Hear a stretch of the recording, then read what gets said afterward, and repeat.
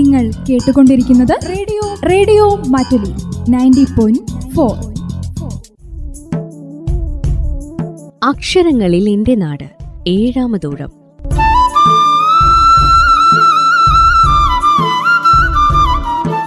വായനാ പക്ഷാചരണത്തിന്റെ ഭാഗമായി വയനാട് ജില്ലാ ലൈബ്രറി കൗൺസിലിന്റെ നേതൃത്വത്തിൽ റേഡിയോ മാറ്റുലിയുടെ സഹകരണത്തോടെ നാടിനെ അടയാളപ്പെടുത്തിയ കൃതികളെയും എഴുത്തുകാരെയും പരിചയപ്പെടുത്തുന്ന പരിപാടിയുടെ ഏഴാമത് ഊഴമാണിത്. എഴുത്തുവഴികളിലൂടെ അനേകർക്ക് ദിശാബോധം നൽകിയ എഴുത്തുകാരും വായനയെ ജീവതാളമാക്കി മാറ്റിയ ഗ്രന്ഥശാല പ്രവർത്തകരുമാണ് ഈ ഊഴത്തിൽ നമുക്കൊപ്പം എത്തുന്നത്. നിർവഹണം ഷാജൻ ജോസ്. നിർവഹണ സഹായം സുധീർ PK.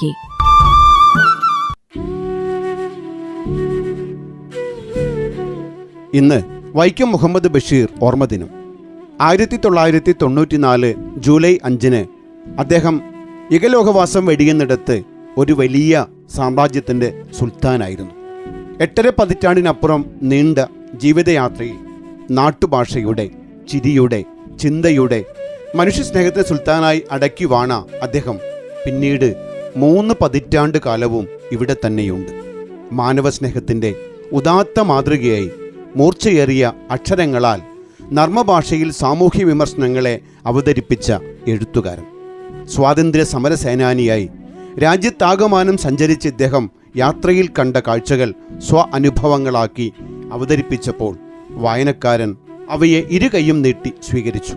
തലമുറകൾ വ്യത്യാസമില്ലാതെ ഏവരും ഏറ്റെടുത്ത എഴുത്തുകാരനാവാൻ ഇദ്ദേഹത്തിന് കഴിഞ്ഞത് അദ്ദേഹത്തിൻ്റെ ഭാഷയുടെ മഹത്വം കൊണ്ടാണ്. ഭാഷയുടെ ലാളിത്യവും സാധാരണക്കാരായ കഥാപാത്രങ്ങളും ബഷീർ കൃതികളെ കാലത്തിനപ്പുറത്തേക്ക് നയിക്കുന്നു. ചില കഥാപാത്രങ്ങൾ ഇപ്പോഴും നമുക്കിടയിൽ കറങ്ങി നടക്കുന്നതായ അനുഭവം എഴുത്തിൻ്റെയും പാത്രസൃഷ്ടിയുടെയും മഹത്വമാണ്. കുറിക്കുകൊള്ളുന്ന പ്രയോഗങ്ങളാൽ ഈ കാലഘട്ടത്തിൽ നിലനിന്നിരുന്ന അനാചാരങ്ങളെ കൃത്യമായി വിമർശിക്കാൻ ഇദ്ദേഹം ശ്രദ്ധിച്ചിട്ടുണ്ട്. തീക്ഷ്ണമായ അനുഭവങ്ങളുടെ തീവ്രത ഇദ്ദേഹത്തിൻ്റെ കൃതികളെ അനശ്വരമാക്കി. ഒരു കാലഘട്ടത്തിൽ സമൂഹത്തിൽ നിലനിന്നിരുന്ന എല്ലാവിധ അനാചാരങ്ങൾക്കുമെതിരെയും വിമർശനാത്മകമായി തൂലിക ചലിപ്പിച്ച ഇദ്ദേഹം ചിരിയും ചിന്തയും ഒരുമിപ്പിച്ച മലയാളത്തിൻ്റെ പകരം വെപ്പില്ലാത്ത എക്കാലത്തെയും അതുല്യ പ്രതിഭയാണ്. വൈക്കം മുഹമ്മദ് ബഷീറിൻ്റെ പുസ്തക രൂപത്തിൽ പ്രസിദ്ധീകരിച്ച ആദ്യ കൃതിയായ പ്രേമലേഖനത്തെ ഈ അനുസ്മരണ ദിനത്തിൽ മാനന്തവാടി താലൂക്ക് ലൈബ്രറി കൗൺസിൽ അംഗങ്ങളായ Shabitha K, Sahadevan M, Subhash PT എന്നിവർ ചേർന്ന് റീഡിംഗ് തിയേറ്ററിൻ്റെ സാധ്യതകളെ ഉപയോഗിച്ച് അവതരിപ്പിക്കുകയാണ്. കേശവൻ നായർ എന്ന ഹൈന്ദവ യുവാവും സാറാമ്മ എന്ന ക്രിസ്ത്യൻ യുവതിയും തമ്മിലുള്ള പ്രണയത്തെ തീവ്രമായി പറഞ്ഞുകൊണ്ടാണ് കൃതി ആരംഭിക്കുന്നത്.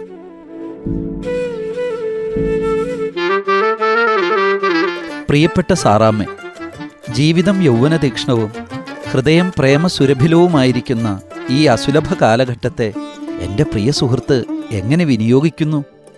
ഞാനാണെങ്കിൽ എൻ്റെ ജീവിതത്തിലെ നിമിഷങ്ങൾ ഓരോന്നും സാറാമ്മയോടുള്ള പ്രണയത്തിൽ കഴിയുകയാണ്. സാറാമ്മയോ ഗാഢമായി ചിന്തിച്ച് മധുരോദാരമായ ഒരു മറുപടിയാൽ എന്നെ അനുഗ്രഹിക്കണമെന്ന് അഭ്യർത്ഥിച്ചുകൊണ്ട് സാറാമ്മയുടെ കേശവൻ നായർ. കാൽപ്പനികമായ ഒരു പ്രേമലേഖനത്തോടെ ആരംഭിക്കുന്ന ഈ കൃതി വിഭിന്ന മതവിശ്വാസികളായ കേശവൻ നായരുടെയും സാറാമ്മയുടെയും പ്രണയകഥ പറയുന്നു. ഇതിന് സാറാമ്മ നൽകുന്ന മറുപടികൾ അവരുടെ ദുരിതപൂർണമായ ജീവിതാവസ്ഥകളുടെ പ്രതിഫലനമാണ്. കേശവൻ നായരുടെ കറകലരാത്ത പ്രണയം ഉള്ളിൽ തട്ടിയെങ്കിലും സാറാമ്മ ഒടുവിലാണത് വെളിവാക്കുന്നത്. തനിക്കൊരു ജോലി വേണമെന്ന സാറാമ്മയുടെ ആവശ്യത്തെ കേശവൻ നായർ നേരിടുന്നത് തന്നെ പ്രണയിക്കുക എന്ന ഫുൾ ടൈം ജോലി നൽകിയാണ്. അതിന് മാന്യമായ ഒരു ശമ്പളം നിശ്ചയിച്ചുകൊണ്ടാണ് സാറാമ്മ ആ തൊഴിൽ സ്വീകരിക്കുന്നത്. കേശവൻ നായർ വരുന്നതിന് മുമ്പ് എനിക്ക് 3 വിവാഹാലോചനകൾ വന്നു. 3 പ്രാവശ്യവും സന്തോഷിച്ചു. ഈ നരകത്തിൽ നിന്നും രക്ഷ കിട്ടുമല്ലോ എന്ന് കരുതി. പക്ഷേ സ്ത്രീധനം കൊടുക്കാതെ ആരും കെട്ടിക്കൊണ്ടുപോകില്ല. എന്നിട്ടും എനിക്കാണ് കുറ്റം. ഇവിടെ നിന്നും രക്ഷപ്പെടാൻ പല സ്ഥലങ്ങളിൽ ഞാൻ ജോലിക്ക് അന്വേഷിച്ചു. പക്ഷെ എനിക്ക് മാത്രം ഒരിടത്തും ഒഴിവില്ല. ഒഴിവുണ്ട്. എവിടെ? പറയാം. സ്ത്രീധനം എന്ന് പറയുന്നത് എന്താണ്? പെണ്ണിനെ സൂക്ഷിക്കാൻ ആണിന് കൊടുക്കുന്ന കൈക്കൂലി. സ്ത്രീധനം ഏർപ്പാട് ഒരു സ്റ്റൈലൻ ഏർപ്പാട്. ഈശ്വര, അങ്ങനെ ഏർപ്പാട് ഇല്ലായിരുന്നുവെങ്കിൽ. സ്ത്രീധന ഏർപ്പാടിനെ ഞാൻ കഠിനമായി വെറുക്കുന്നു. സ്ത്രീധന ഏർപ്പാടിനെ ഞാൻ സ്നേഹിക്കുന്നു. എന്തിന്? സ്ത്രീധനം കൊടുക്കാൻ വിഷമിക്കുന്നവർ സ്ത്രീധനം കൂടാതെ വിവാഹം ചെയ്യാൻ തയ്യാറുള്ള ഇതര സമുദായക്കാരെ വിവാഹം ചെയ്യണം. കൊള്ളാമല്ലോ, നല്ല പുതുമ. അതെ, നായർ ക്രിസ്ത്യാനിയെയും ക്രിസ്ത്യാനി നായരെയും മുസൽമാനെയും ഈഴവനെയും. ഇടയ്ക്കൊന്ന് ചോദിക്കട്ടെ? ചോദിക്കൂ, 100 ചോദ്യങ്ങൾ ചോദിക്കൂ, ഉത്തരം തരാം. എന്നാലേ എനിക്ക് കണ്ടുവച്ച ജോലി എന്താണെന്ന് പറയാമോ? ഓ, പക്ഷേ സാറാമ്മ അത് നിരസിക്കും. ഞാൻ പറഞ്ഞില്ലേ, ഞാൻ ഒരിക്കലും നിരസിക്കില്ല. എന്നാൽ അത് സാറാമ്മേ, ഞാൻ സാറാമ്മയെ ഗാഢമായി സ്നേഹിക്കുന്നത് പോലെ സാറാമ്മ എന്നെ ഗാഢമായി സ്നേഹിക്കുക എന്നുള്ളതാണ് ഞാൻ സാറാമ്മയ്ക്ക് കണ്ടുവച്ചിരിക്കുന്ന മഹത്തായ ജോലി. ജോലി കൊള്ളാമല്ലോ. ഞാൻ വളരെ കാലമായി സാറാമ്മയെ സ്നേഹിക്കുന്നു. എന്നേക്കാൾ, എൻ്റെ ഹൃദയത്തേക്കാൾ, എൻ്റെ ജീവനേക്കാൾ, എൻ്റെ നാടിനേക്കാൾ, എൻ്റെ സാറാമ്മേ, ജോലിയെപ്പറ്റി എന്തു പറയുന്നു? ജോലി തരക്കേടില്ല. ശമ്പളം എന്ത് നിശ്ചയിച്ചു? ശമ്പളം എന്തു വേണം? തന്നെ നിശ്ചയിക്കൂ. 20 രൂപ. ഇത് വളരെ കുറവ്. പക്ഷേ ഇതിലൊരു ദമ്പടി കൂട്ടിത്തരാൻ നിവൃത്തിയില്ല. ചെറിയ ബാങ്ക്, ചെറിയ ശമ്പളം, മുറിവാടക, സാപ്പാടിൻ്റെ കാശ്, ഇതൊക്കെ വേണ്ടേ?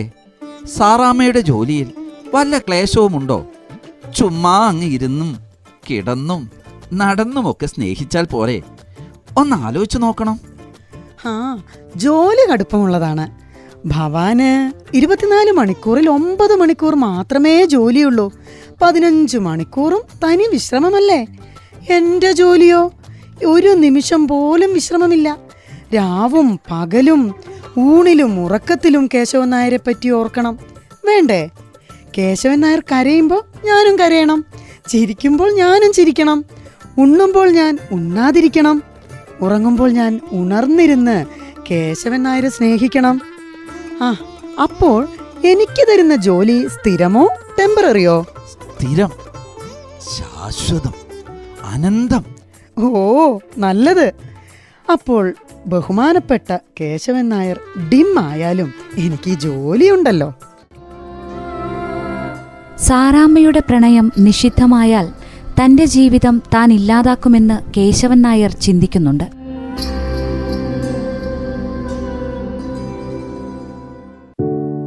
സാറമ്മേ, മരിക്കാൻ ഞാൻ വേറൊരു വഴി കണ്ടിട്ടുണ്ട്. കെട്ടിത്തൂങ്ങി ചാകും.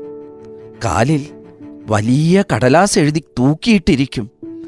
ലോകമേ, എൻ്റെ മരണം ക്രൂരഹൃദയയായ സാറാമ്മയുമായി യാതൊരു ബന്ധവുമില്ല. സാറാമ്മയെ ഞാൻ സ്നേഹിക്കുന്നുണ്ടെന്നുള്ളതും സാറാമ്മ എന്നെ സ്നേഹിക്കുന്നില്ലെന്നുള്ളതും ശരിയാണ്. ഞാൻ കൊടുത്ത മധുരസുന്ദരമായ പ്രേമലേഖനം കഠിനതയോടെ അവൾ ചുരുട്ടിക്കൂട്ടി എറിഞ്ഞതും ശരിയാണ്. എന്നാലും എൻ്റെ മരണവും കഠിനഹൃദയായ സാറാമ്മയുമായി ലോകമേ യാതൊരു ബന്ധവുമില്ല എന്ന് സാറാമ്മയ്ക്ക് വേണ്ടി ചത്ത കേശവൻ നായർ എന്ന പാവത്താൻ ഒപ്പ്. പ്രണയം തീക്ഷ്ണതയിലെത്തുന്നതിന് മുൻപ് കേശവൻ നായർക്ക് മറ്റൊരു ജോലി കിട്ടി പോകാൻ തുടങ്ങുന്നു. ജോലി കിട്ടി പോകുന്നതിന് മുൻപ് വിവാഹത്തിന് ശേഷമുള്ള കുടുംബജീവിതത്തെപ്പറ്റി സംസാരിക്കുന്ന സാറാമ്മയും കേശവൻ നായരും പുതിയ കാഴ്ചപ്പാടിൻ്റെ, പുതിയ ചിന്താഗതിയുടെ വക്താക്കളായി മാറുന്നു.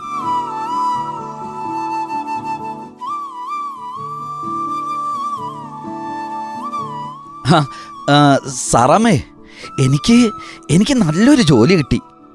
10 ദിവസത്തിനുള്ളിൽ അവിടെ ചാർജ് എടുക്കണം. അതുകൊണ്ട് മറ്റന്നാൾ പോകാനാണ് ഉദ്ദേശിക്കുന്നത്.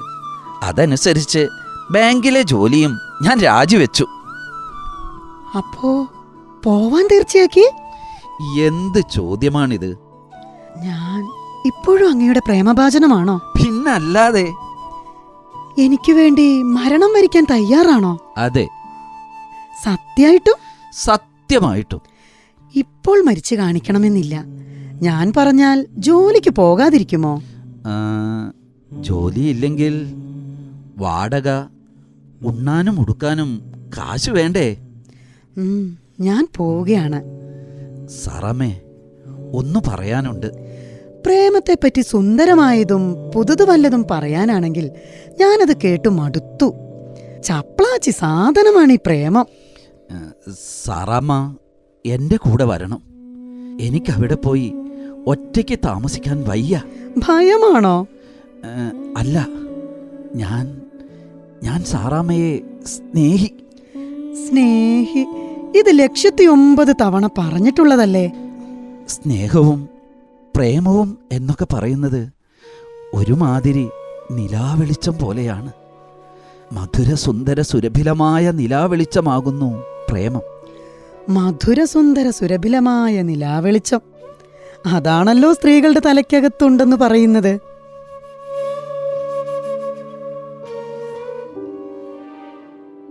നമ്മൾ ശ്രീമൻ കേശവൻ നായരും ശ്രീമതി സാറാമ്മയും ഭാര്യാഭർത്താക്കന്മാരായി ജീവിക്കുമ്പോൾ വലിയ കുഴപ്പം കാണുന്നുണ്ട്. ഒരാൾ ക്ഷേത്രത്തിൽ പോകുന്നു, ഒരാൾ പള്ളിയിൽ പോകുന്നു. നമ്മുടെ ഇടയിൽ ചർച്ചും അമ്പലവും. ക്ഷേത്രവും ചർച്ചും നിൽക്കുന്നിടത്ത് തന്നെ നിൽക്കട്ടെ. നമ്മുടെ ഹൃദയങ്ങളുടെ ഇടയിൽ മതിലുകൾ ഉണ്ടാവരുത്.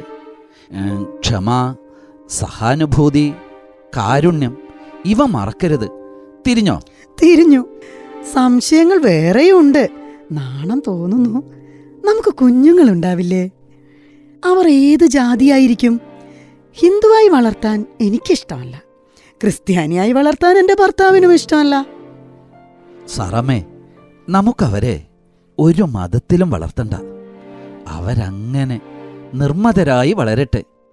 മൃഗങ്ങളെപ്പോലെ, പക്ഷികളെപ്പോലെ, പാമ്പുകളെപ്പോലെ, ചീങ്കണ്ണികളെപ്പോലെ. നമ്മുടെ കുഞ്ഞ് ആണാണെങ്കിൽ എന്ത് പേരിടും? ഓ, ഏതു പേരിട്ടാലും പ്രശ്നമാണ്. ഡങ് ഡിങ്കാ ഹോ, ചൈനയെ പോലെ. എടാ മോനെ, ഡങ്കിടിങ്കഹോ, ഈ പേര് വേണ്ട. ഒരു സ്റ്റൈലും ഇല്ല. അങ്ങനെയെങ്കിൽ ചപ്ലോസ്കി ഇട്ടാലോ? വേണ്ട. എന്ത് ചപ്ലോസ്കി? എങ്കിൽ നമുക്ക് നറുക്കിടാം. മിഠായി എനിക്ക് കിട്ടിയത്. ആകാശം എനിക്ക് കിട്ടിയത്. ആകാശമിഠായി. എടാ മോനെ, ആകാശമിഠായി.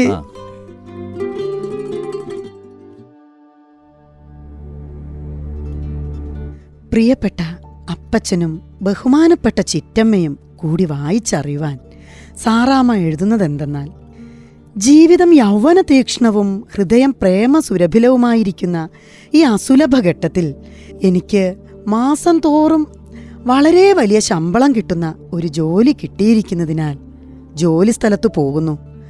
സ്ത്രീധനം കൂടാതെ ഒരു മുഷിഞ്ഞ ഉടുതുണിയോടെ എന്നെ വിവാഹം ചെയ്യാൻ തയ്യാറുള്ള ഒരാണിനെയും എനിക്ക് കിട്ടിയിട്ടുണ്ട്. അദ്ദേഹത്തെ ഞാനും അദ്ദേഹം എന്നെയും സ്നേഹിച്ചതുകൊണ്ട് നിങ്ങൾ ഗാഠമായി ചിന്തിച്ച് മധുരോദാരമായ ഒരു മംഗളാശംസകൾ നേർന്ന് ഞങ്ങളെ അനുഗ്രഹിക്കണമെന്ന് അഭ്യർത്ഥിച്ചുകൊണ്ട് അപ്പൻ്റെയും ചിറ്റമ്മയുടെയും സാറാമ്മ.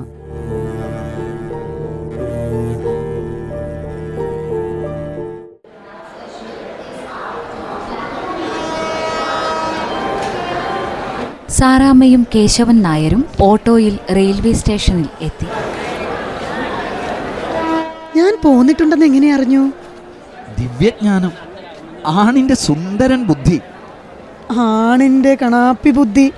അല്ലാതെ എൻ്റെ മുറിയിൽ കയറി രഹസ്യം എടുത്ത് മോഷ്ടിച്ച് വായിച്ചിട്ടല്ല. പറയാം പെണ്ണെ, എല്ലാം പറയാം. 2 ചായ. 2 കാപ്പി. സൗരഭ്യമേ, തേനേ, എന്റെ തങ്കം. എന്താ ആകാശമിഠായിയുടെ അച്ഛ? പ്രിയ മധുര സുരഭില സുന്ദര നിലാവെളിച്ചമേ, ആകാശമിഠായിയുടെ തള്ളേ.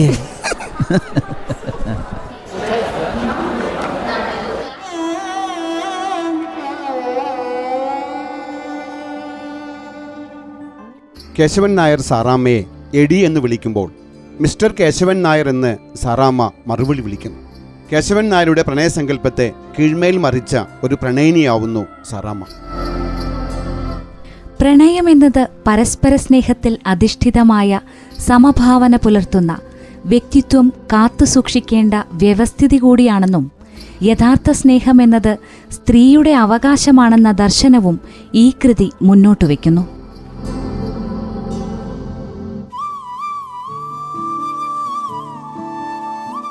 അക്ഷരങ്ങളിൽ എൻ്റെ നാടിൻ്റെ അടുത്ത അധ്യായത്തിൽ ജൂലൈ 6 അടിസ്ഥാനപരമായ മനുഷ്യാനുഭവങ്ങളെ കവിതാരൂപത്തിൽ അവതരിപ്പിക്കുന്ന ആർ ആതിരയുടെ മീനോ മീൻ മണമോ എന്ന കവിതാ സമാഹാരത്തെ എഴുത്തുകാരിയും പ്രഭാഷകയും വാളാട് APJ അബ്ദുൽ കലാം ഗ്രന്ഥശാല പ്രവർത്തകയുമായ റഹീമ വാളാട് അവതരിപ്പിക്കുന്നു.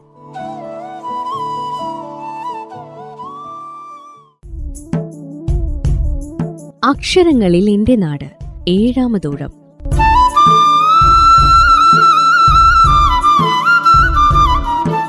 വായനാ പക്ഷാചരണത്തിന്റെ ഭാഗമായി വയനാട് ജില്ലാ ലൈബ്രറി കൗൺസിലിന്റെ നേതൃത്വത്തിൽ റേഡിയോ മാറ്റുലിയുടെ സഹകരണത്തോടെ നാടിനെ അടയാളപ്പെടുത്തിയ കൃതികളെയും എഴുത്തുകാരെയും പരിചയപ്പെടുത്തുന്ന പരിപാടിയുടെ 7-ാമത് ഊഴമാണിത്. എഴുത്തുവഴികളിലൂടെ അനേകർക്ക് ദിശാബോധം നൽകിയ എഴുത്തുകാരും വായനയെ ജീവതാളമാക്കി മാറ്റിയ ഗ്രന്ഥശാല പ്രവർത്തകരുമാണ് ഈ ഊഴത്തിൽ നമുക്കൊപ്പമെത്തുന്നത്. നിർവഹണം ഷാജൻ ജോസ്. നിർവഹണ സഹായം സുധീർ PK.